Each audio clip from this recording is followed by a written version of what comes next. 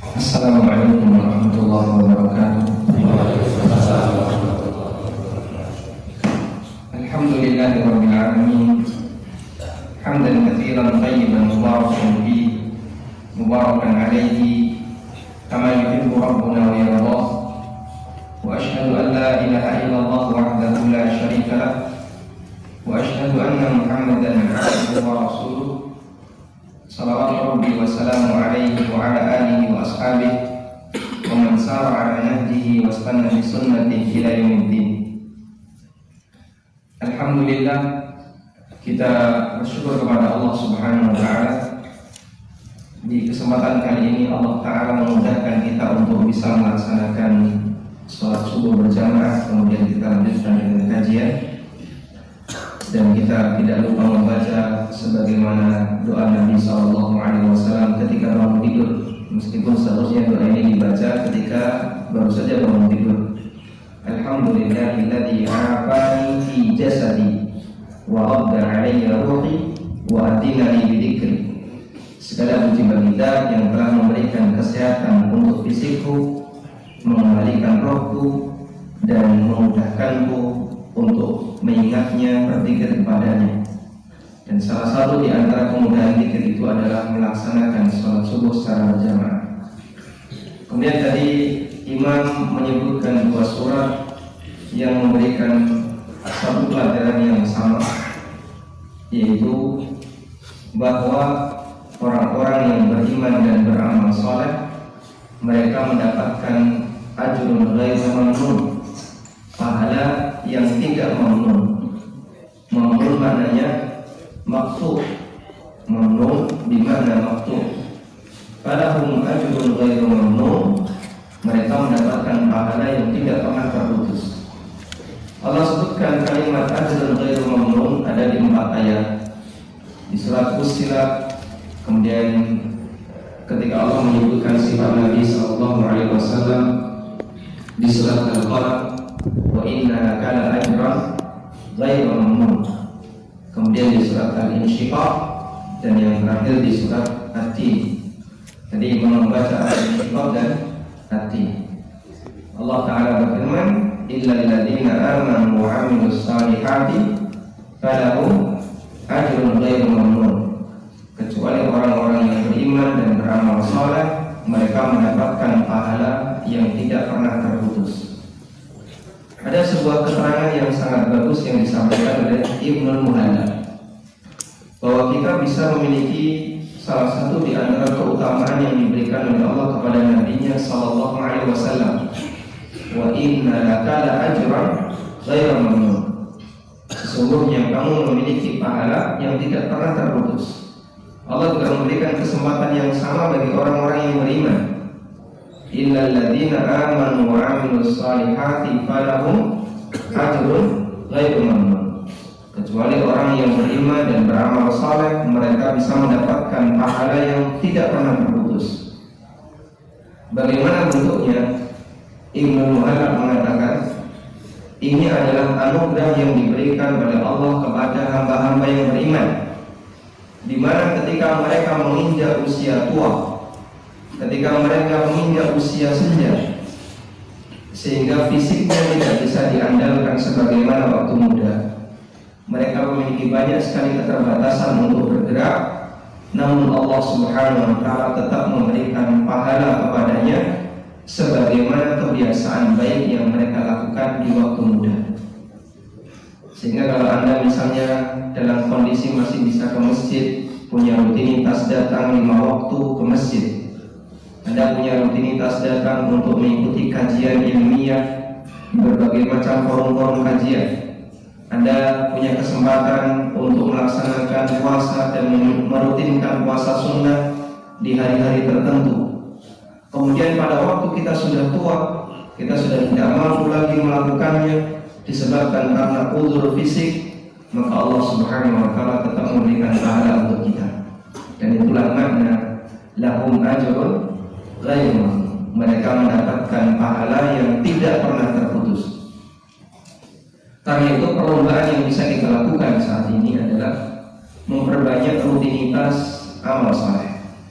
Karena ajrun ghairu mamnun itu tidak didapatkan untuk mereka yang mengerjakan amal sekali atau 2 kali setelah itu bolosnya berkali-kali, tapi didapatkan bagi mereka yang punya rutinitas. Kajian yang tidak cuma datang ketika tabligh akbar saja, kemudian puasa juga tidak hanya dilakukan, puasa sunnah tidak hanya dilakukan sekali saja, tapi dia punya rutinitas. Sehingga yang menjadi rutinitas inilah yang nanti akan diberi pahala oleh Allah tanpa terputus. Kemudian hadirin yang kami hormati, tema yang diangkat oleh panitia di kesempatan kali ini adalah bagaimana caranya agar kita bisa lebih mudah meninggalkan yang haram. Alhamdulillah, ini berarti berangkat dari kesadaran kita bahwa sesuatu yang haram itu berbahaya. Namun kemudian kita ingin berupaya bagaimana caranya agar kita lebih mudah meninggalkan yang haram. Kalau yang haram itu harus kita tinggalkan, kita semua punya kesadaran hari ini. Dan itu bagian dari tuntutan iman yang dimiliki oleh seorang muslim. Hadirin yang kami hormati, Allah ajarkan dalam Al-Quran di surat Al-Mutaffifin, demikian pula yang ada di surat Al-Humazah. Allah Ta'ala berfirman di surat Al-Mutaffifin, wailun lil mutaffifin alladzina idza kalu 'alan nasi yastawfun wa idza kaluhum aw wazanuhum yukhsirun. Celakalah orang-orang yang punya karakter tatfif. Seperti apa karakter tatfif? Alladzina idza kalu 'alan nasi yastawfun. Dia kalau beli semangatnya minta dipenuhi, nggak boleh ada yang kurang. Kita kalau beli sesuatu yang ditimbang, lihat timbangannya harus jelek tambah, tidak nanti. Sehingga kita tidak mau ada yang kurang. Wa idza kaluhum aw wazanuhum yukhsirun. Sebaliknya, ketika mereka menjual, semangatnya mengurangi. Sehingga kalau menjual gula itu tidak ada gula sekilo, adanya sebungkus. Tidak ada bensin eceran seliter, adanya sebotol. Itu jangan sampai salah nyebut ya. Saya beli gula sekilo, Anda dikasih mungkin kurang 0, sekian, sehingga tidak genap 1 kilo. Semangatnya orang kalau menjual sukanya mengurangi. Alasannya, kalau saya jual dengan takaran yang penuh, maka nanti pasti tekor. Karena kan mati timbangannya, istilah orang Jawa, mati timbangannya. Akhirnya yang dikorbankan adalah hak konsumen, timbangannya dikurangi. Allah Subhanahu wa Ta'ala ajarkan seperti ini dalam Al-Quran, dan itu bagian dari prinsip sederhana dalam masalah jual beli. Lalu ketika Allah ajarkan ini, Allah kaitkan dengan masalah apa? Apakah dikaitkan dengan masalah keberkahan? Apakah dikaitkan dengan masalah yang murni dunia? Ataukah dikaitkan dengan masalah akhirat? Kita lihat lanjutan ayat. Allah Ta'ala berfirman, ala yadhunnu ulaika annahum mab'utsun. Tidakkah mereka itu punya keyakinan bahwa nanti mereka akan dibangkitkan oleh Allah Subhanahu wa Ta'ala? Sehingga ketika Allah membahas masalah pelanggaran yang umumnya terjadi dalam transaksi jual beli, dan itu konsep yang sangat ringan dalam masalah transaksi jual beli. Kita ini tidak menghadapi kasus yang rumit. Kita tidak berhadapan dengan masalah OVO atau masalah GoPay, tapi yang kita hadapi masalah bagaimana cara bertransaksi jual beli yang sederhana. Itu Allah kaitkan dengan masalah akhirat. Ala yadhunnu ulaika annahum mab'utsun. Tidakkah mereka itu yakin bahasanya mereka akan dibangkitkan oleh Allah Subhanahu wa Ta'ala? Sehingga pelajaran terkait masalah halal haram, pelajaran terkait bagaimana cara mencari harta yang benar, itu bukan urusan murni dunia, tapi juga urusan murni akhirat. Kita bersyukur kepada Allah ketika ada banyak sekali komunitas anti riba, komunitas anti harta haram, yang itu tidak menjamur di masa silam. Sekarang Masya Allah, Alhamdulillah banyak sekali. Namun sebagian besar kondisi mereka ketika meninggalkan yang haram, alasannya adalah karena masalah keberkahan. Sehingga kalau mereka ditanya, kenapa Bapak tinggalkan riba? Salah satu di antara alasannya bahwa riba itu bikin raib. Nanti kalau ada harta riba maka banyak harta saya yang hilang. Kemudian ada juga yang beralasan agar harta saya semakin berkah maka saya tinggalkan sesuatu yang haram. Maka mereka meninggalkan sesuatu yang haram tujuannya adalah untuk mencari bertambahnya harta. Mereka tinggalkan sebagian dunia untuk mendapatkan dunia yang lebih banyak. Kita tidak menyalahkan motivasi seperti ini, karena memang salah satu di antara ancaman yang diberikan oleh Allah kepada hambanya yang mau mengkonsumsi harta yang haram adalah hartanya akan dibinasakan. Sebagaimana firman Allah, yamhaqullahu riba wa yurbi as-sadaqah. Allah membinasakan riba dan menumbuh kembangkan sedekah. Sehingga bagian dari hukuman yang diberikan oleh Allah kepada mereka yang mengumpulkan harta haram, hartanya akan dibinasakan oleh Allah Ta'ala. Namun bagi seorang muslim ada motivasi yang lebih tinggi dibandingkan itu. Apa motivasi kita meninggalkan yang haram? Motivasi kita meninggalkan yang haram adalah karena kita sadar akhirat. Karena kita tahu nanti kita akan menghadap Allah dan kita akan dihisab oleh Allah Subhanahu wa Ta'ala. Sehingga pembahasan halal haram itu bukan urusan dunia, tapi bukan urusan dunia semata, tapi pembahasan halal haram itu domain akhirat. Domain akhirat itu kalau kamu meninggalkan halal haram atau berurusan dengan halal haram, pikirkan keselamatan kamu ketika kamu menghadap Allah Subhanahu wa Ta'ala. Metode pendidikan seperti inilah yang diajarkan oleh Allah Subhanahu wa Ta'ala kepada para hambanya ketika Al-Quran itu diturunkan, sehingga mereka menjadi manusia yang lebih siap untuk meninggalkan setiap yang dilarang oleh syariat, meskipun bisa jadi itu bertentangan dengan kepentingan pribadi. Ada sebuah keterangan yang disampaikan oleh Aisyah radhiyallahu anha. Aisyah radhiyallahu anha pernah mengatakan, "Kana awwalu ma nuzila ila Nabi sallallahu alaihi wasallam al-mufassalah." Surat yang pertama-tama diturunkan oleh Allah kepada Nabi sallallahu alaihi wasallam adalah surat Mufassal. Apa itu surat Mufassal? Surat Mufassal adalah surat yang jumlah ayatnya banyak, pendek-pendek, dan suratnya relatif pendek. Dimulai dari surat Qaf sampai surat Al-Hujurat. Disebut surat Mufassal karena banyak fasalnya, karena banyak sekatnya. Makanya ayatnya pendek-pendek. Abasa wa tawalla an ja'ahul a'ma, cuma pendek-pendek. Amma yatasa'alun. Berbeda dengan bagian depan Al-Quran, surat Al-Baqarah panjang-panjang. Karena Aisyah radhiyallahu anha, awal-awal yang diturunkan oleh Allah Ta'ala kepada Nabi-Nya sallallahu alaihi wasallam adalah surat Mufassal. Fihi dzikrul umuril akhirah. Fihi dzikrul umuril akhirah. Di situ Allah Subhanahu wa Ta'ala banyak menyebutkan tentang perkara akhirat. Dan dalam surat Mufassal lebih banyak penekanan tentang masalah akidah. Hatta idza taban nasu ila Islam. Sampai akhirnya ketika Allah Subhanahu wa Ta'ala atau ketika banyak masyarakat masuk ke dalam Islam, nazal al-halal wal haram. Barulah turun ayat terkait masalah halal dan haram.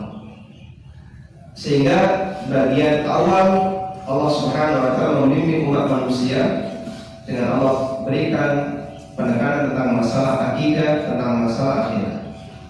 Baru setelah banyak orang yang masuk Islam, Allah Subhanahu wa Ta'ala menurunkan halal dan haram. Coba kita lihat komentar Aisyah radhiyallahu anha. Kemudian Aisyah mengatakan, "Walau kana awwalu ma nuzila la tashrabul khamra."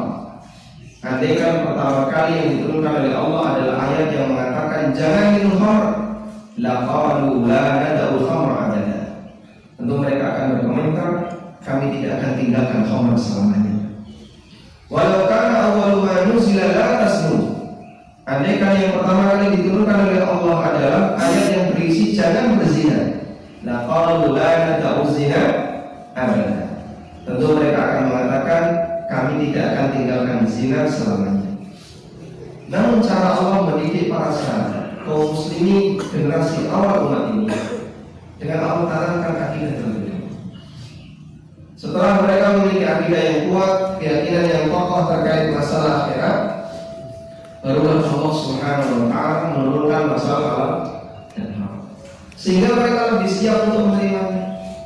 Pada waktu turun ayat terkait masalah halal haram, meskipun itu sangat bertentangan dengan kepentingan pribadinya, tidak pakai nawar.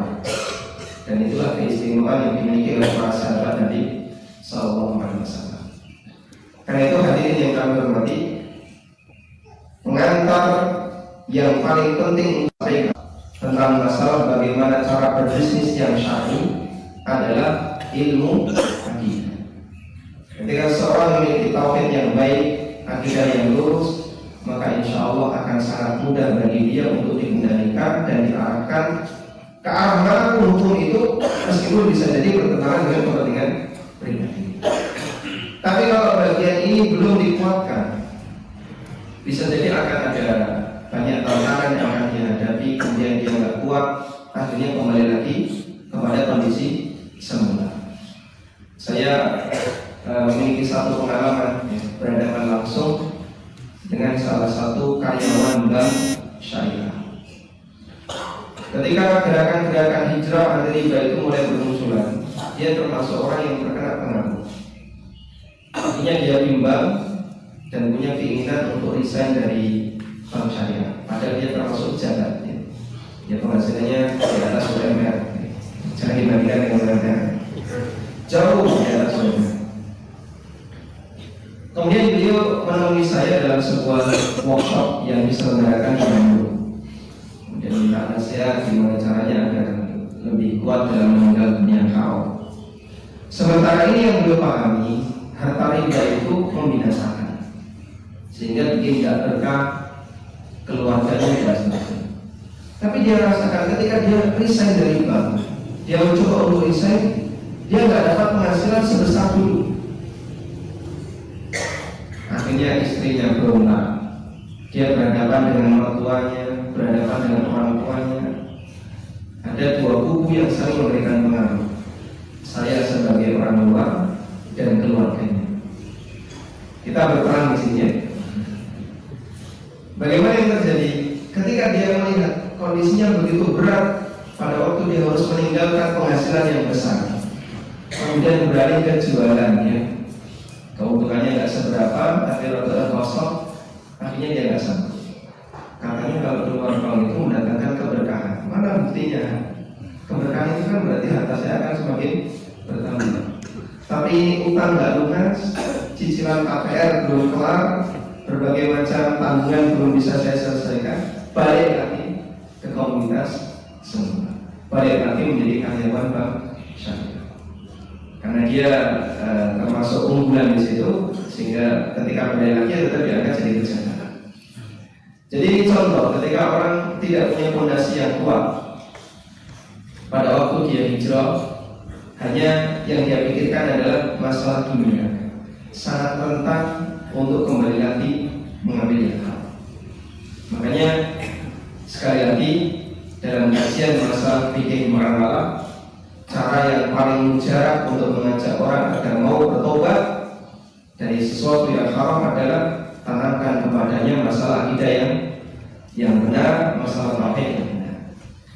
Ada sebuah kaidah yang disampaikan oleh Syekh Salim bin Al-Hilali hafizahullah tentang masalah pentingnya menanamkan tauhid dalam setiap kajian yang diselenggarakan dengan kaum muslimin. Beliau mengatakan begini, at-tauhidu la yuntaqalu minhu walakin yuntaqalu ma'ahu. Pelajaran tentang tauhid dan akidah itu tidak ditinggalkan untuk berpindah mempelajari ilmu yang lain, tapi dia dibawa beserta kajian ilmu yang lain. Sehingga kalau Anda mau belajar tafsir, maka ilmu tauhid tidak boleh ditinggalkan. Anda belajar bahasa Arab sekalipun, kajian kajian seputar akidah tidak boleh ditinggalkan. Apalagi dalam masalah muamalah yang menyangkut halal haram, kajian masalah akidah tidak boleh ditinggalkan. Kenapa seperti itu? Bagian inilah pengendali. Sehingga ke arah mana Anda harus mempelajari itu dikendalikan oleh ideologi. Karena itulah mereka yang punya ideologi yang lurus, ideologi yang benar, mengkaji semua cabang ilmu apapun pasti nanti mengarahnya kepada satu titik, yaitu sesuai pemahaman para sahabat. Tapi kalau dia tidak punya ideologi yang benar, hadirin, di Indonesia ada tokoh yang dia bergelar sebagai Syekhul Mufassir, bapaknya ahli tafsir Indonesia, tapi dia liberal dan mengatakan bahasanya jilbab bagi wanita tidak wajib. Pakai inisial saja sudah kenal ya. Dan dia digelari sebagai Syekhul Mufassir Indonesia, gurunya ahli tafsir Indonesia. Karena bapak ahli tafsir itu kan berganti. Kalau dulu Pak Azhar Kasyir, kemudian setelah dia meninggal digantikan oleh orang ini, dan nanti kalau dia meninggal akan ada penggantinya lagi. Jadi setiap generasi itu ada orang yang bergelar bapak tafsir Indonesia. Kita tidak mungkin kalau dia adalah lulusan universitas dari Timur Tengah, dari Mesir, yang punya ilmu alat tentang usul tafsir, dia punya tentang ilmu Al-Quran, dia punya, tapi karena ideologinya menyimpang, akhirnya dia gunakan cabang ilmu ini untuk mengarahkan manusia agar memiliki penyimpangan dalam masalah ideologi, mempengaruhi orang untuk memiliki akidah mutasyayyi, pro dengan Syiah dan seterusnya. Demikian pula dalam masalah fikih. Ada banyak ahli fikih di Indonesia, tapi mereka punya latar belakang ideologi yang menyimpang. Akhirnya dia gunakan fikihnya untuk menanamkan ideologi yang menyimpang di tengah masyarakat. Kajian tentang masalah muamalah juga seperti ini. Di Indonesia ada 3 mata terkait kajian masalah fikih muamalah. Mazhab yang pertama banyak dipengaruhi oleh ideologi sufi. Nah, kelompok ini membuat sebuah gerakan yang menamakan dirinya gerakan dinar dirham, mengajak masyarakat pokoknya kita kalau ingin memajukan ekonomi umat, kita harus kembali kepada dinar dirham, tinggalkan uang kartal karena ini mengandung riba, sedangkan dinar dirham masih dari riba. Dan mereka mengajak kepada umat ganti uangnya, melakukan transaksi pakai duit, hukumnya haram. Sehingga kalau bapak ibu misalnya mau belanja di warung bayar pakai rupiah, itu sudah melakukan transaksi riba. Anda beli gorengan bayar 5.000, riba 5.000. Karena menurut mereka transaksi dengan menggunakan uang kartal itu riba. Dan gerakan ini tidak begitu berkembang karena mereka menghadapi kendala yang besar, yaitu tidak sanggup untuk menyediakan kebutuhan uang di masyarakat. Kita tahu yang namanya emas dan perak itu sangat terbatas. Simpanan emas dan perak Indonesia masih sangat kecil dibandingkan negara-negara yang lain. Sehingga kalau ini dijadikan sebagai mata uang di zaman sekarang, mungkin akan sangat banyak orang yang tidak bisa menggunakannya. Kita akan kembali seperti dulu, sering barter, karena tidak punya mata uang. Kalau dulu Pak barter gampang.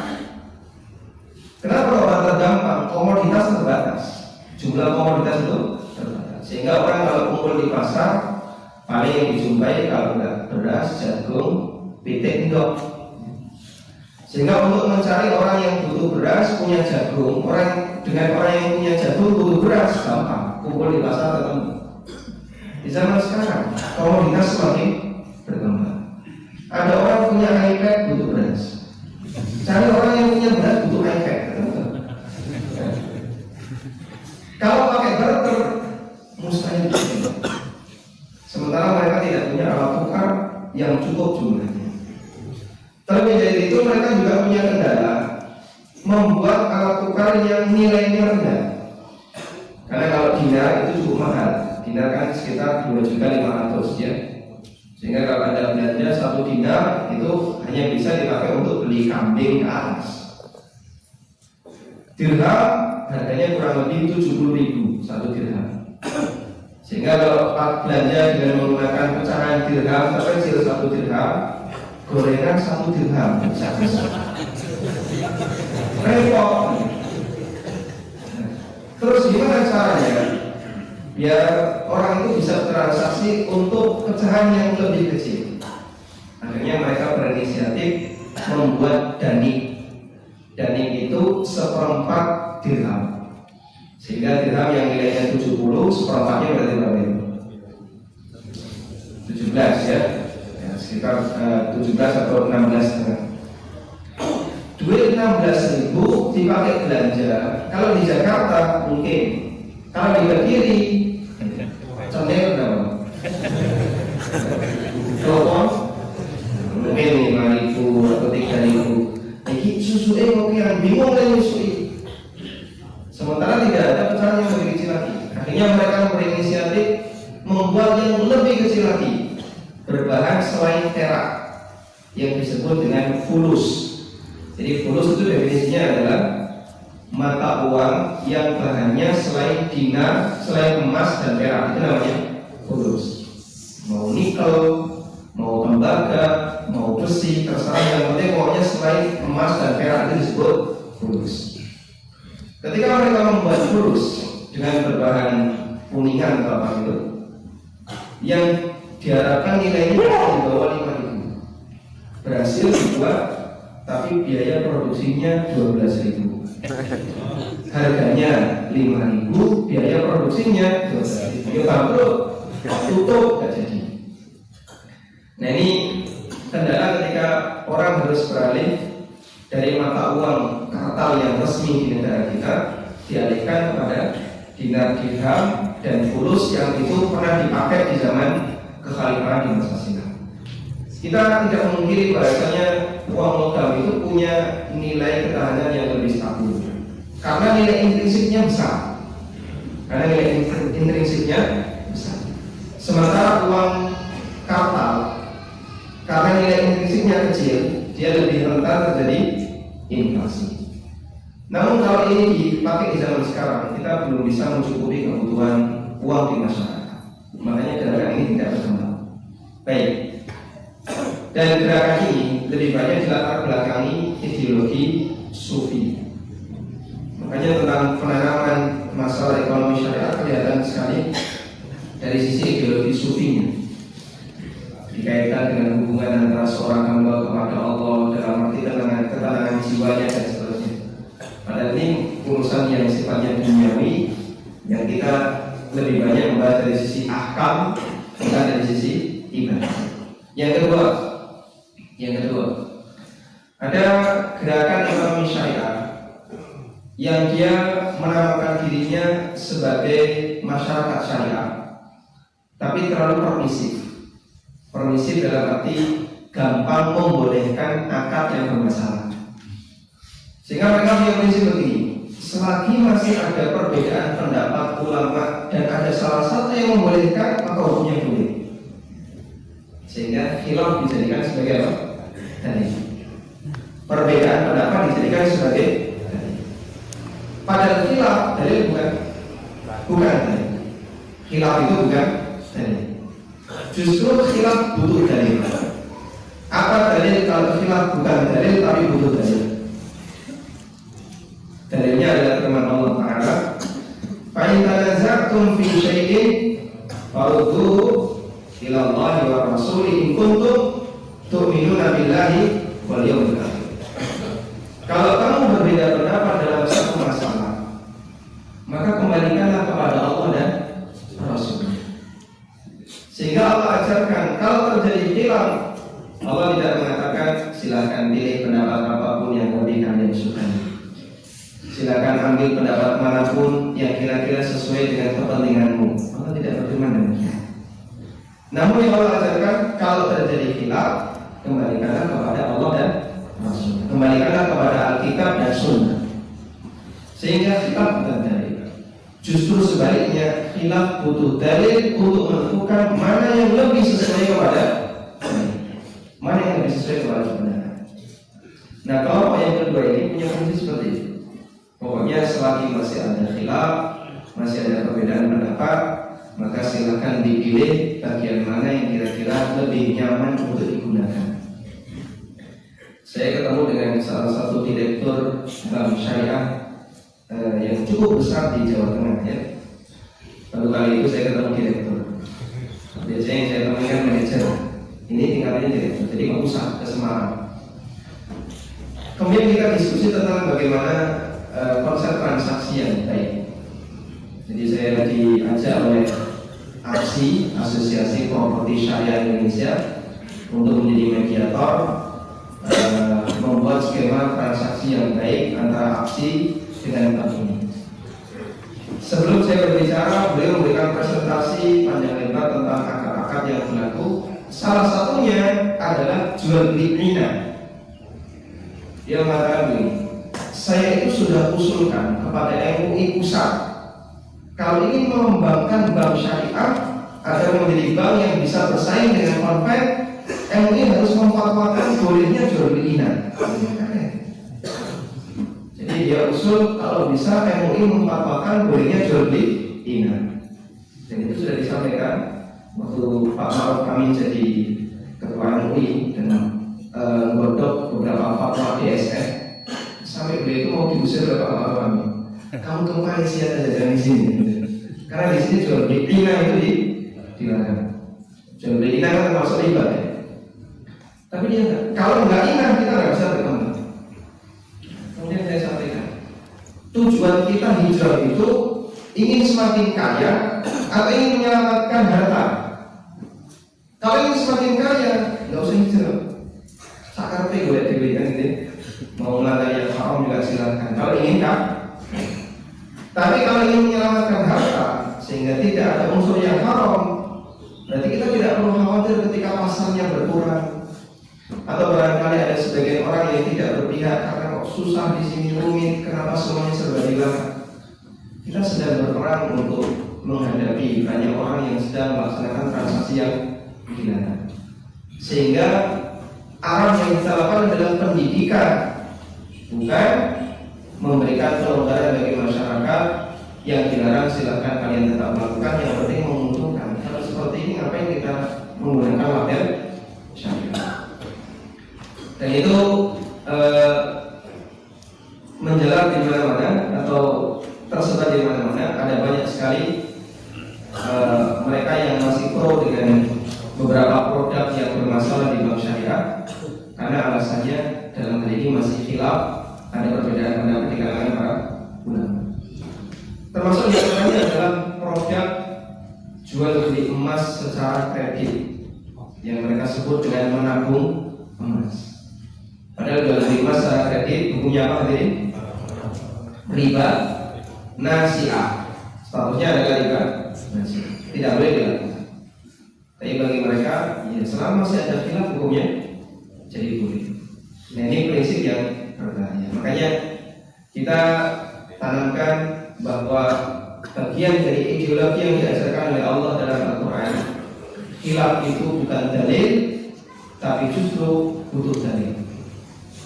Dalil bahasanya khilaf bukan dalil adalah firman Allah di surah Ali Imran, "Fa tanaza'tum fi syai'in farudduhu ila Allah wa rasul in kuntum tu'minuna billahi wal yawmil akhir." Jika terjadi perbedaan pendapat di antara kalian, maka kembalikanlah kepada Allah dan Rasulnya. Kemudian Allah lihat, kita lihat di sini, Allah mengaitkan dengan masalah iman kepada Allah dan hari in kuntum tu'minuna billahi wal yawmil. Kalau kamu beriman kepada Allah dan hari akhir, maka bagian dari konsekuensi iman kepada Allah, bagian dari konsekuensi iman kepada hari akhir adalah ketika ada perbedaan pendapat, kita mengedepankan kebenaran dalam masalah. Baik.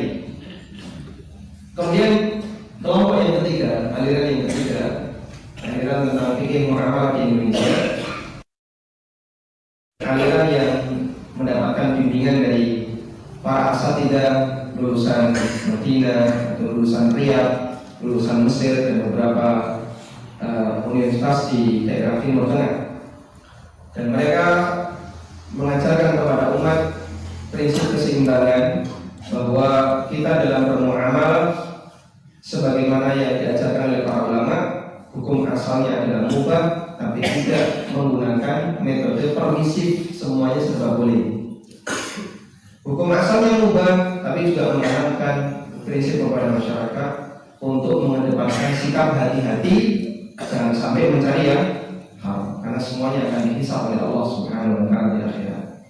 Dan di bagian yang ketiga inilah yang kemudian dikawal oleh KPMI, kemudian ada komunitas yang lain seperti AFSI dan yang lainnya. Baik. Selanjutnya hadirin yang dimuliakan Allah Subhanahu wa Ta'ala. Kalau tadi kita sudah sepakat bahwa ketika orang memiliki akidah yang benar, akan lebih mudah bagi dia meninggalkan sesuatu yang haram. Ini ternyata terbukti di zaman para sahabat Nabi SAW.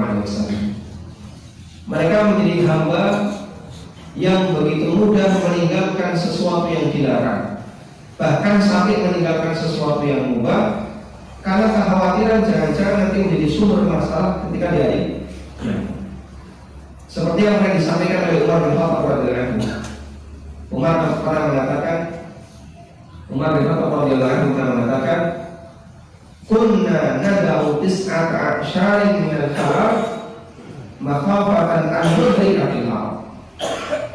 Kami tinggalkan 9 dari 10 peluang yang halal karena khawatir terjerumus ke dalam yang haram.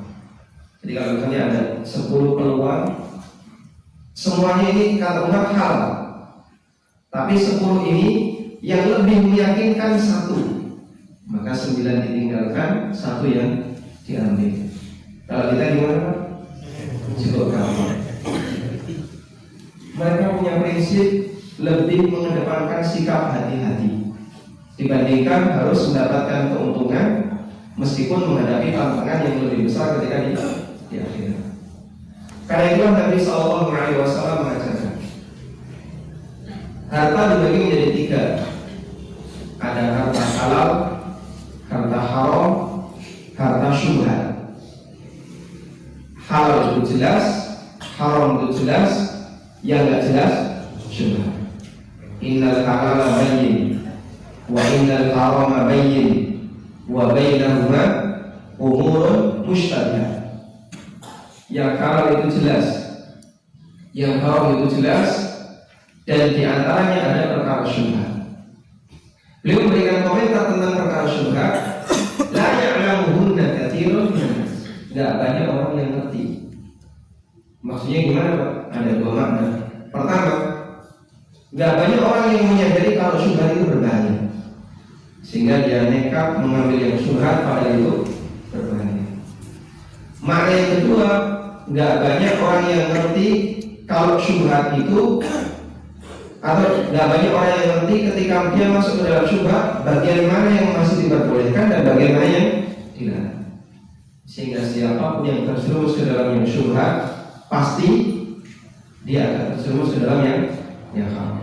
Karena itu Nabi SAW mengatakan, "Faman waqa'a fi syubhati waqa'a fil haram." Siapa yang mengambil syubhat, bisa dipastikan dia akan terjerumus ke dalam yang haram. Sehingga sebenarnya kajian masalah muamalah itu bukan kajian yang rumit, karena kita sudah ditunjukkan yang halal jelas, yang haram jelas, yang syubhat apa? Yang syubhat apa? Ditinggalkan atau dicari pembenaran? Yang membuat kajian muamalah jadi rumit adalah ketika orang lebih mencari yang syubhat. Ini kan baru syubhat, Pak Ustaz, tidak apa-apa kan, belum haram, masih syubhat, boleh tau? Bahkan banyak di antara mereka tujuannya biar yang syubhat ini boleh. Dan kalian sudah pernah dengar ceritanya ya?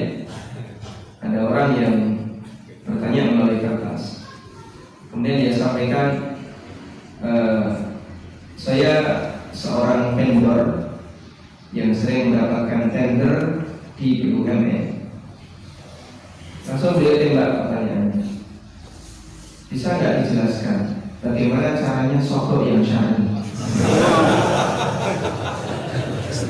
Ya, artinya kita sama-sama sepakat kalau yang namanya tender seperti ini tidak bisa lepas dari suap, tidak bisa lepas dari surga. Langsung ditanya, kira-kira gimana caranya untuk bisa melakukan sesuatu yang syar'i? Nah ini apa gara-gara haram jadi halal? Persis sebagaimana yang pernah diceritakan oleh Abu Waqid Al-Laythi radhiyallahu anhu, sahabat yang baru saja masuk Islam. Abu Waqid mengatakan, kami berangkat ke daerah Hunain bersama Nabi Sallallahu Alaihi Wasallam, wa nahnu hudafa'u ahdin bi kufrin. Dan waktu itu kami baru saja masuk Islam. Famarrna bi sidratin.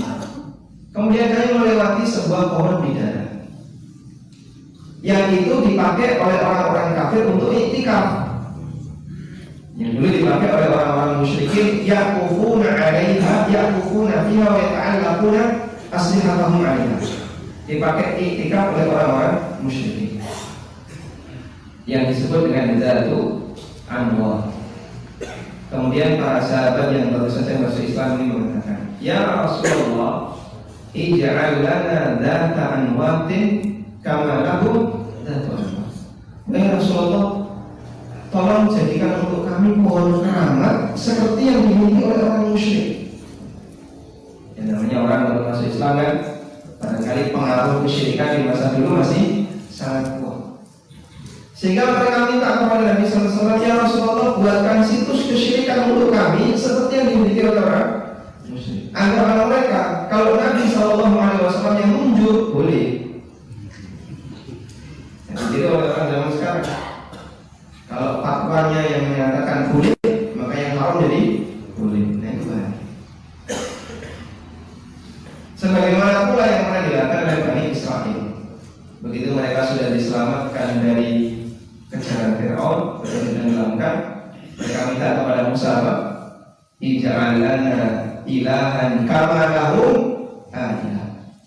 Wahai Musa, tolong buatkan kami berhala sebagaimana berhala yang dimiliki oleh orang-orang kafir. Baru saja diselamatkan dari orang musyrik, minta jadi musyrik. Kemudian Musa mengatakan, innakum qaumun tajhalun. Kalian itu bodoh sekali. Baru saja diselamatkan dari kesyirikan dan orang musyrik, sekarang minta musyrik. Nah itu karena dia punya pemahaman, kalau maka sesuatu yang haram jadi boleh. Sebagaimana orang di zaman sekarang, kalau ustadz yang ngomong, maka sodok yang haram jadi syar'i.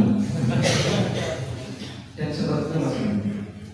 Dan salah satu di antara orangnya adalah orang masih bermain di ayat syubhat. Ada juga salah satu di antara jamaah, dia dari Jakarta datang ke Jogja menemui saya di YouTube, menanyakan tentang kasus yang dia alami. Kemudian saya sampaikan, di sana ada Ustaz Herwandi, di sana ada para Ustaz di Roja, ada beberapa Ustaz yang lainnya. Apa kata dia? Sudah. Saya sudah mendatangi Ustaz Herwandi, kemudian datang ke Ustaz yang lain, ada 2 Ustaz yang sudah didatangi. Nah sekarang tentunya adalah jadi suatu waktu beliau sebenarnya berharap barangkali ada fatwa yang berbeda, sehingga kalau pintu pertama dilarang, pintu kedua dilarang, mungkin pintu yang ketiga masih mubah. Wah ini berbahaya kayak gini. Sebelumnya saya sampaikan, ya ini nggak boleh. Oh ternyata juga sama seperti yang saya katakan. Layak ada cara itu seperti itu. Ya kalau bisa ya fatwa yang lain. Subhanallah. Jadi kalau orang tidak punya modal akidah yang kuat, ideologi yang baik, akhirnya terjadi seperti itu. Yang dicari bukan kebenaran tapi kebenaran. Padahal dalam masalah muamalah, dalam masalah halal haram itu kaitannya dengan dapur, Pak. Jadi kalau dilarang dapur itu gak ngumpul, tabungan itu berkurang. Apalagi terkait masa depan nafkah keluarga, sehingga butuh tekad yang lebih kuat. Wallahu ta'ala. Mungkin itu sebagai pengantar yang saya sampaikan. Sallallahu alaihi wa sallam wa akhiru da'wana alhamdulillahi rabbil alamin. Alhamdulillah, sesi pertama sesi materi sudah disampaikan oleh Ustaz. Berikutnya sesi tanya jawab. Silakan untuk yang bertanya dengan di sana di sebelah belakang sana. Silakan untuk mengantri ke mic.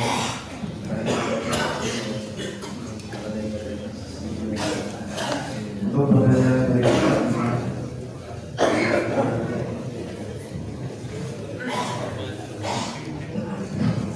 Assalamualaikum warahmatullahi wabarakatuh. Saya Indra di Mari. Saya mau menanyakan berkaitan dengan surat Al-Mutaffifin tadi. Apakah termasuk orang yang curang itu adalah orang yang kerja malas-malasan terus datang apa tapi nggak jadi tetap itu satu. Yang kedua berkaitan dengan riba. Salah satu hadisnya kan mengatakan riba itu adalah manfaat yang diambil dari piutang atau piutang. Nah, kalau manfaat itu tidak merugikan bagaimana? Misalnya begini, kita mengutang orang, kemudian kita memberi syarat, misalnya dari yang toko saya butuh uang receh, kalau per bulan yang receh, nanti bukan ke saya. Kalau kamu punya uang receh nanti bukan ke saya. Artinya ini tidak mengulangi hutang sama sekali juga. Artinya ketika dia punya uang receh, saya 10.000 kita juga kasih 10.000. Tapi kan di situ saya ada keuntungan, yaitu saya tidak perlu cari uang receh. Nah, apakah itu juga termasuk riba? Nah, mungkin itu saja. Waalaikumsalam warahmatullahi wabarakatuh. Yang pertama tentang cakupan makna dari surat Al-Mutaffifin. Yang karakter tafsir itu tadi digambarkan oleh Allah. Kalau beli minta yang dipenuhi, kalau jual sukanya mengurangi. Apakah ini hanya berlaku untuk jual beli, ataukah bisa berlaku untuk kasus yang lain? Imam As-Sa'di rahimahullah mengatakan ayat ini muta'addi. Muta'addi itu dalam arti bisa melebar untuk kasus yang lain meskipun tidak disebutkan dalam teks ayat. Karena itu tafsir dari surat Al-Mutaffifin ini berlaku untuk semua aktivitas yang melibatkan hak dan kewajiban. Maka tidak hanya berlaku dalam jual beli, juga berlaku dalam interaksi, termasuk interaksi antara suami dengan istrinya, dengan keluarga. Semua aktivitas yang di situ menyangkut hak dan kewajiban bisa didalili dengan ayat ini. Salah satu di antara contohnya adalah seorang karyawan yang semangat menuntut hak tapi malas dalam menunaikan kewajiban. Dia kalau bekerja malas-malasan, tapi kalau gaji semangat untuk mendapatkan. Bekerja suka mengurangi waktu, tapi gaji nggak mau mengurangi. Bekerja suka telat, tapi gaji nggak boleh telat. Maka ini juga termasuk orang yang mutaffif, karena dia semangat mencari hak, menuntut hak, tapi malas dalam menunaikan kewajiban. Ini kesimpulan yang sangat bagus yang disampaikan oleh Imam As-Sa'di. Bisa nggak suami seperti itu? Mungkin saja. Ada suami yang dia sangat semangat menuntut haknya, tapi malas menunaikan kewajibannya sebagai seorang suami. Kebalikannya, istri, dia semangat menuntut hak, tapi malas menunaikan kewajiban. Setiap tindakan yang di situ ada unsur semangat menuntut hak, malas menunaikan kewajiban, maka dia adalah manusia mutaffif. Termasuk juga misalnya wali santri, ya. Dia semangat menuntut hak, pokoknya target pendidikan anak saya harus sekian, kudu hafal sekian bulan. Yang disalahkan soalnya giliran bayar SPP nunggak 5 tahun. Ini manusia mutaffif. Sehingga mutaffif itu berlaku dalam setiap interaksi yang dilakukan oleh para manusia. Kemudian yang kedua, terkait masalah riba tadi, ya. Apa yang dimaksud larangan mendapatkan manfaat dari transaksi utang piutang? Manfaat dari transaksi utang piutang itu ada 3, sebagaimana keterangan Ibnu Hazm, dan ini juga disebutkan oleh Syekh Dr. Sa'ad Al-Khatlan dalam kitab beliau Mu'amalah Maliyah Mu'asirah, tentang fikih muamalah kontemporer. Manfaat terkait utang piutang itu ada 3. Yang pertama, manfaat yang kembali kepada penerima utang. Si A memberi utang kepada si B. B dapat manfaat, A nggak dapat manfaat, hukumnya diperbolehkan. Saya memberi utang ke Bapak 100 juta. Lalu duit itu Bapak gunakan untuk bisnis, ternyata untung. Hukumnya boleh. Bapak tidak punya kewajiban untuk memberikan sebagian keuntungan tadi kepada saya ketika memberikan utang. Yang kedua, manfaat yang murni kembali kepada pemberi utang. Saya ngasih uang 100 juta dan saya minta tolong nanti kembalikan 110 juta. Sehingga saya mendapatkan manfaat dari kelebihan utang yang saya berikan, dan itu murni milik saya. Maka ini hukumnya haram dengan ijma' ulama. Berdasarkan pernyataan Fudhalah bin Ubayd, kullu qardin jarra naf'an fahuwa riba. Setiap utang yang menghasilkan manfaat statusnya riba. Yang ketiga, manfaat yang didapatkan oleh kedua belah pihak. Manfaat yang didapatkan oleh kedua belah pihak. Dan yang ketiga ini ulama khilaf, dan pendapat yang kuat hukumnya boleh. Ini pendapatnya Ibnu Hazm, juga yang dinilai lebih kuat oleh Syekh Dr. Sa'ad Al-Khatlan. Salah satu di antara alasannya adalah Ibnu Abbas membolehkan akad suftaja. Suftaja itu kayak gini. Anggap saja di zaman sekarang belum ada bank. Anda mau berangkat ke Surabaya, bawa uang 100 juta, naik kendaraan umum, bawa uang 100 juta, naik kendaraan umum. Ini terlalu beresiko. Artinya Anda berpikir gimana caranya biar uang ini aman. Kemudian Anda cari orang Kediri yang punya keluarga kaya di Surabaya. Saya ketemu si A. Pak A, kamu kan punya keluarga di Surabaya, orang yang mampu. Mau nggak saya bertransaksi seperti ini? Saya utangkan 100 juta ini kepada Bapak. Nanti silakan buat satu kertas bukti utang. Kemudian di situ ada kalimat penagihan. Dan nanti kertas ini akan saya bawa ke saudara Bapak di Surabaya si B untuk mengambil uang 100 juta. Kemudian si A mau, maka saya serahkan uang 100 juta, dia ngasih bukti. Setelah saya sampai di Surabaya, saya serahkan bukti ini, lalu saya bisa mendapatkan uang 100 juta dari si B keluarganya si A. Maka akad ini namanya apa? Akad ini namanya apa tadi? Suftaja. Kita si A untung karena dapat utang 100 juta. Saya juga untung karena uang saya aman. Sehingga saya ketika berangkat ke Surabaya, saya tidak perlu khawatir, saya tidak perlu cemas. Berarti di situ ada keuntungan kedua belah pihak. Baik. Sekarang kalau kasusnya seperti ini, saya mau mengutangi kamu, tapi dengan syarat nanti kalau kamu panen, hasil panennya harus dijual ke saya. Misalnya ya, Anda ngutangi petani, kemudian dipakai untuk nandur tembakau. Nanti kalau tembakunya panen harus dijual ke saya. Nggak boleh ya. Kenapa? Tembakau. Bukan alasan tembakunya baik, saya ganti lombok. Saya ngutangi kamu 10 juta. Silakan dipakai untuk nandur lombok. Tapi nanti nek panen kudu didol benar.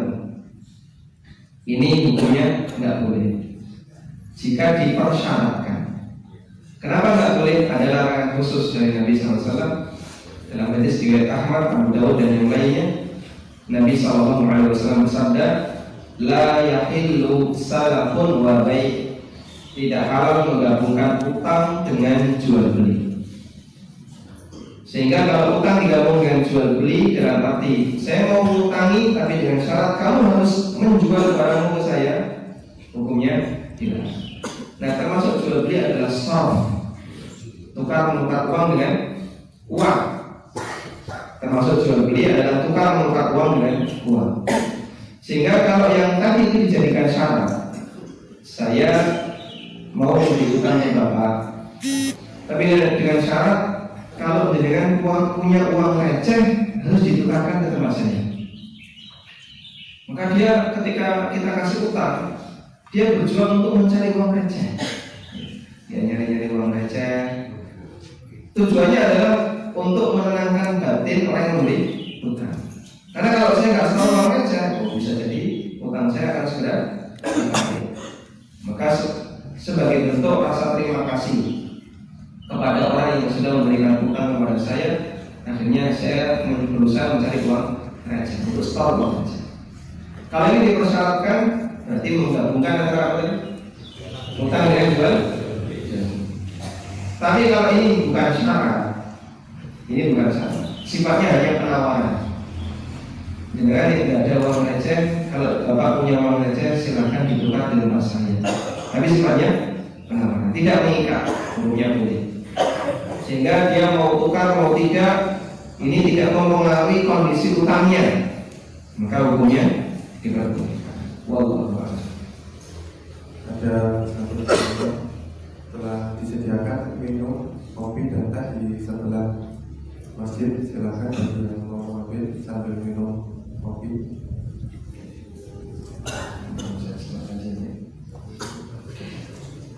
Bank syariah yang lebih kuat halal atau haram? Bank syariah nggak boleh dimakan ya?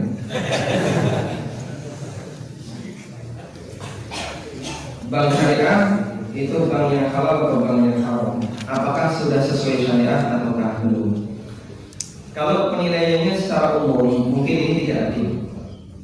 Sehingga ketika saya ditanya tentang masalah bank syariah, kalau kasih penilaian apakah sudah sesuai syariah atau tidak, saya lebih suka menilai dari sisi produknya.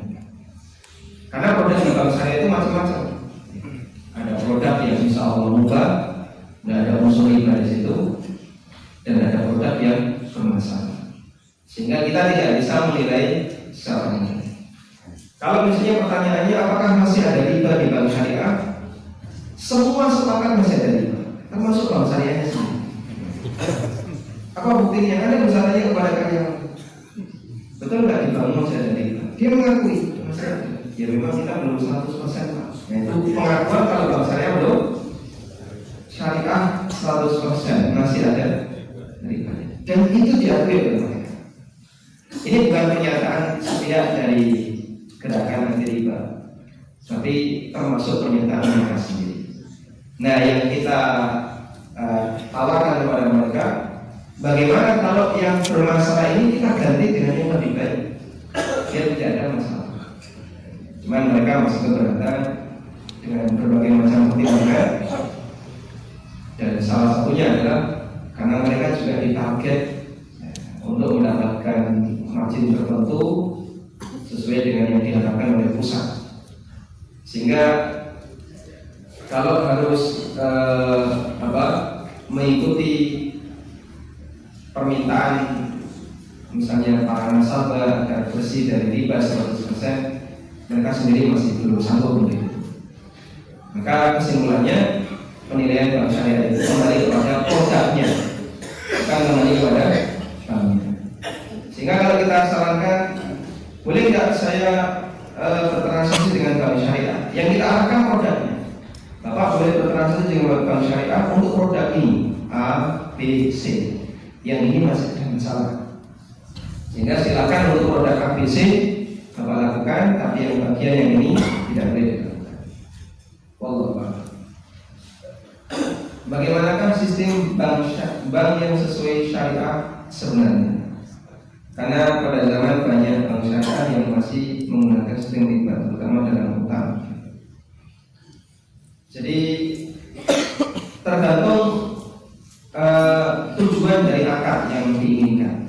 Karena kan akad itu macam-macam ya. Ada akad yang sifatnya muawadhah, murni komersil, seperti jual beli barang atau jual beli jasa. Maka sistem syariahnya adalah pihak lembaga keuangan dia tidak menyerahkan uang, tapi menyerahkan barang dan jasa, sehingga yang dilakukan jual beli real, bukan utang piutang. Kemudian ada akad yang arahnya untuk mendapatkan keuntungan bersama, yang disebut dengan akad syarakah. Berarti nanti arahnya bank syariah memberikan modal kepada UKM dengan transaksi mudharabah atau musyawarah. Prinsipnya, jika di situ ada untung boleh bagi hasil, tapi kalau ada rugi harus sama-sama menanggung risiko rugi. Kemudian ada akad yang sifatnya simpanan, di mana nasabah menaruh uang di tempat lembaga keuangan. Nah, nanti diarahkan ini mau dikembangkan ataukah tidak dikembangkan, hanya sifatnya untuk keamanan. Kalau dia berminat saya ingin mengembangkan, berarti kita arahkan sebagai modal investasi di UKM. Cuman kita tanamkan pendidikan kepada nasabah, duit Bapak sebagaimana bisa berkembang juga bisa habis. Sebagaimana Bapak punya peluang untung juga mengandung resiko rugi. Kalau dia siap, berarti dia juga harus siap dengan konsekuensinya. Nanti Bapak tidak boleh menyalahkan kami kalau misalnya duit Bapak berkurang. Nah, di sini tidak ada jaminan LPS. Kenapa? Karena dia sudah siap dengan resiko rugi. Atau yang sifatnya murni saving untuk keamanan. Tidak, kalau saya tidak ingin rugi. Yang penting pokoknya saya naruh duit, nanti sewaktu saya butuh saya bisa tarik itu. Nanti kita arahkan akadnya core murni utang piutang. Sehingga nasabah yang menyerahkan uang itu berarti ngutangi bank. Kalau dalam istilah di bank Rojiki itu disebut dengan hisab al-jari. Al-hisabat al-jariyah itu akadnya adalah akad utang. Sehingga untuk membuat sebuah lembaga keuangan dengan aneka produk tadi, kita tidak bisa menjelaskan dalam waktu setengah atau 1 jam. Ini butuh lokakarya yang di situ harus ada praktek bagaimana cara membuat akadnya dan sebagainya. Dan pengantarnya seperti yang tadi kita sampaikan. Bolehkah kita menggunakan jasa ojek online? Jasa ojek online maupun offline hukumnya boleh ya. Tapi yang nggak boleh jasa ojek goib ini kan.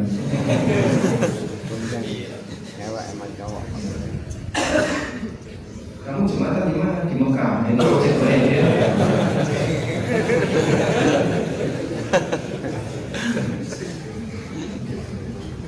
Terus bagaimana kalau ada urusan dengan lawan jenis? Misalnya kalau drivernya cewek ya komentarnya, drivernya cowok, konsumennya cewek.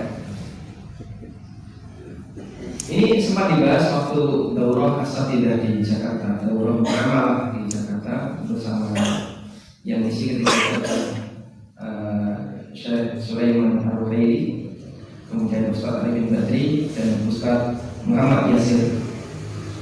Salah satu di antara kasus yang diangkat adalah tentang ojek online. Konsumennya beda jenis dengan drivernya. Kemudian ditarik pada kasus ini. Kalau ada ibu-ibu naik becak, ya, itu kira-kira boleh tidak?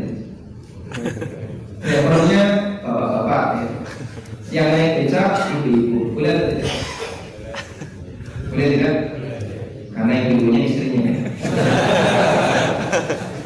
Kenapa boleh? Mereka sepakat boleh, kenapa boleh? Ya, tidak ada sentuhan, tidak ada sentuhan. Berarti ilahnya adalah tidak ada sentuhan. Maka selagi di situ tidak ada sentuhan, hukumnya boleh.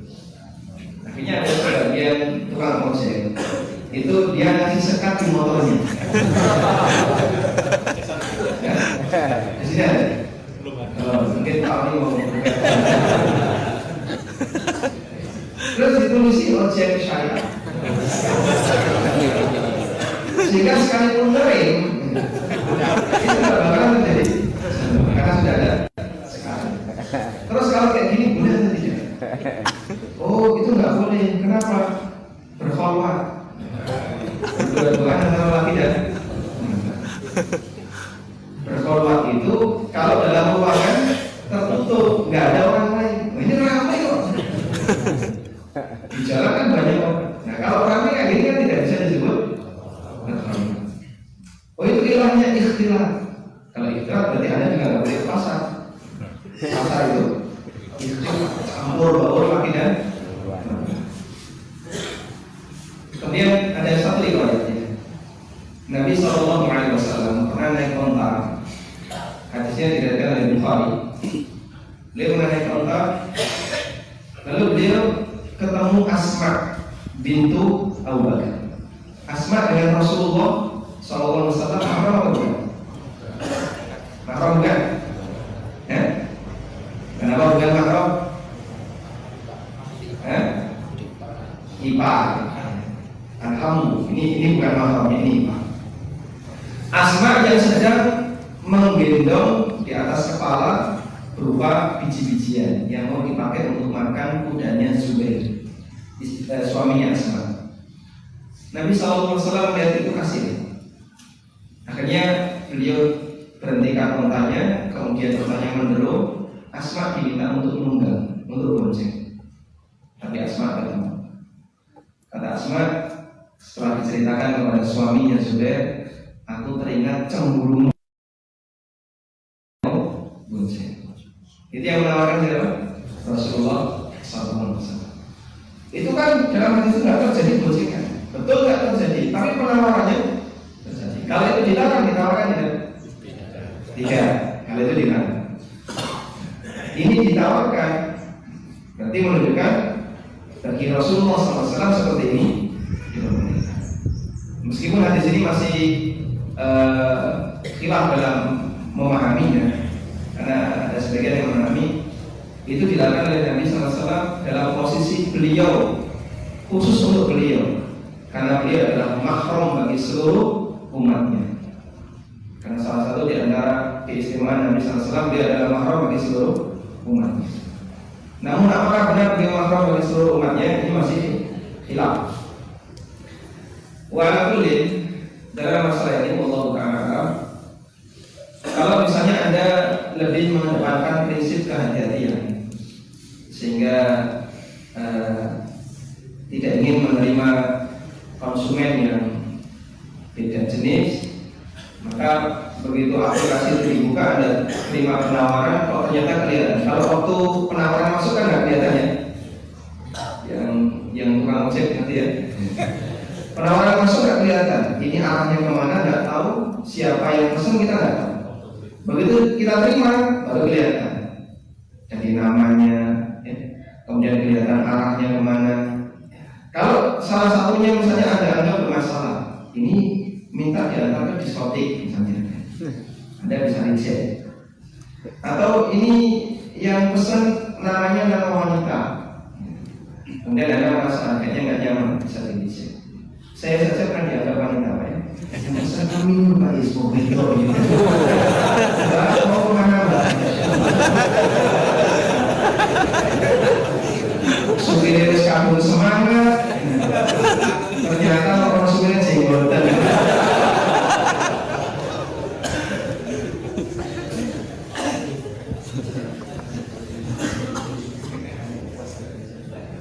Ada pertanyaan?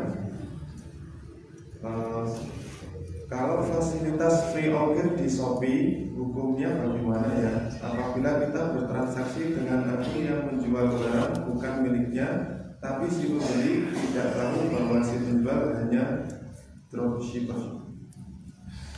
Baik, untuk bisnis online, insya Allah saya mau lebih serius di kajian nanti malam ya, di masjid apa?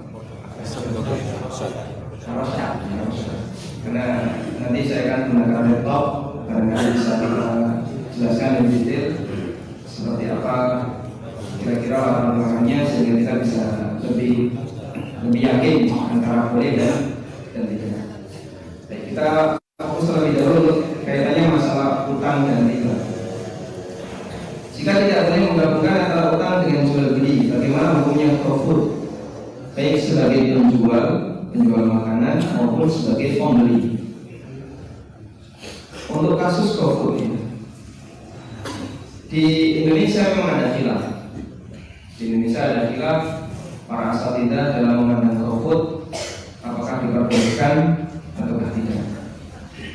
Banyak asatidzah yang melarang Ustaz Ali bin Badri dengan alasan bahasanya di buku ada menggabungkan antara utang piutang dengan jual beli jasa, di mana pihak driver memberikan utang, sedangkan yang menerima utang yaitu konsumen, dia menerima utang dan membeli jasa. Kemudian Ustaz Irwandi juga melarang, tapi pertimbangannya bukan itu. Pertimbangannya adalah perbedaan antara yang dibayarkan dengan yang diterima. Misalnya harga sate 20.000, struk yang terbit itu 20.000, tapi yang dibayarkan oleh driver 16.000, ada selisih 4.000. Lalu beliau menyimpulkan, kamu utangi 14.000 kok minta 20.000, kamu utangi 16.000 mintanya 20.000. Waktu beli kan kamu 16.000, gitu ya. Kemudian disepakati konsumen sistem struk 20.000. Maka di situ ada perbedaan antara nilai yang diutangkan dengan yang diterima oleh driver.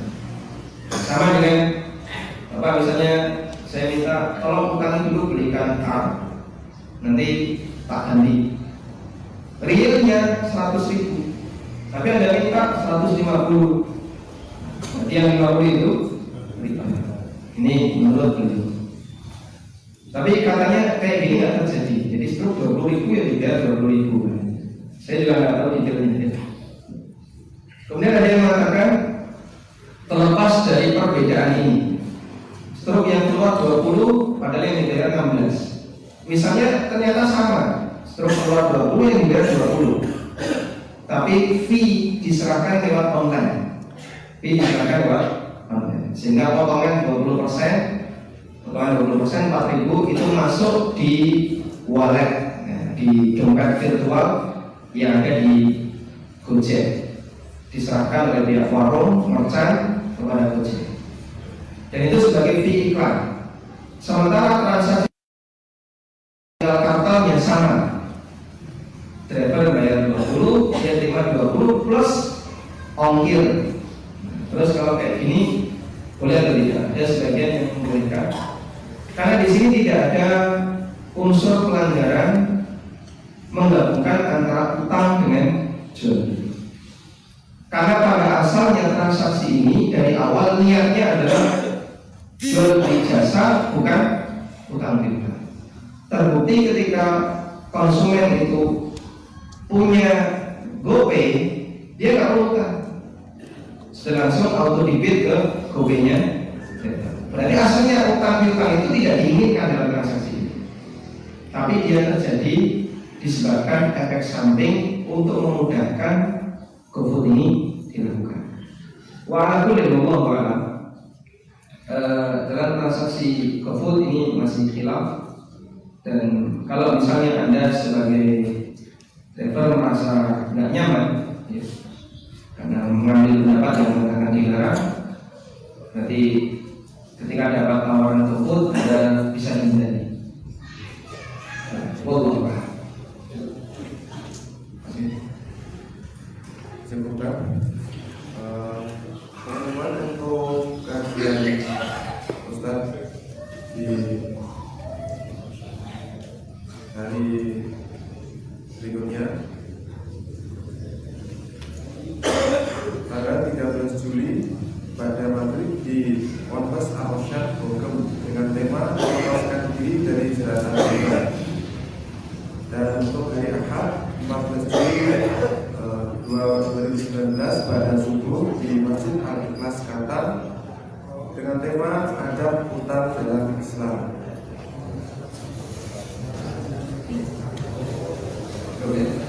Demikian yang bisa kita sampaikan, semoga menjadi kajian yang bermanfaat. Wassalamualaikum warahmatullahi wabarakatuh.